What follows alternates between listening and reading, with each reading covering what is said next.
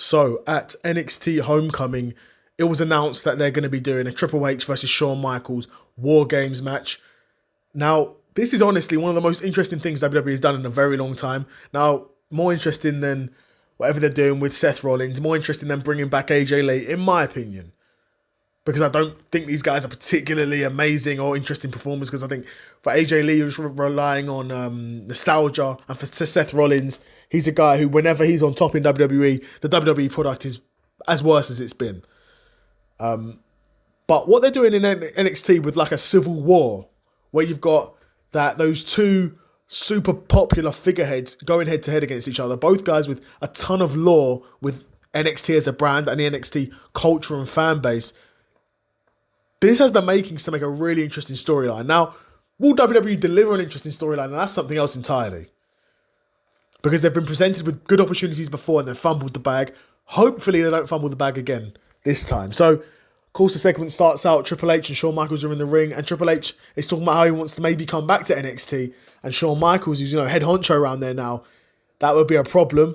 Of course, we then get William Regal coming out and just shouts out WarGames. Now, obviously, these two aren't going to be competing in WarGames. That's never going to happen.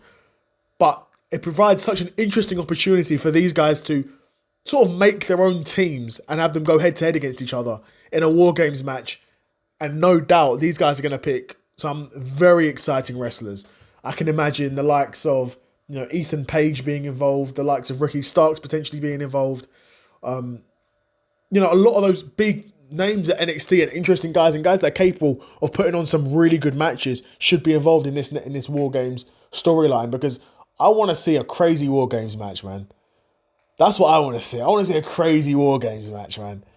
But yeah, I'd be curious to know what you guys think of this sort of angle. Where do you think this storyline is going to go? And who do you think is going to be on each team? Because I've only seen that clip. I don't know if they've announced anyone for the teams yet. So if they have, let me know who's been announced for those teams. And also, would you like to see on those teams too?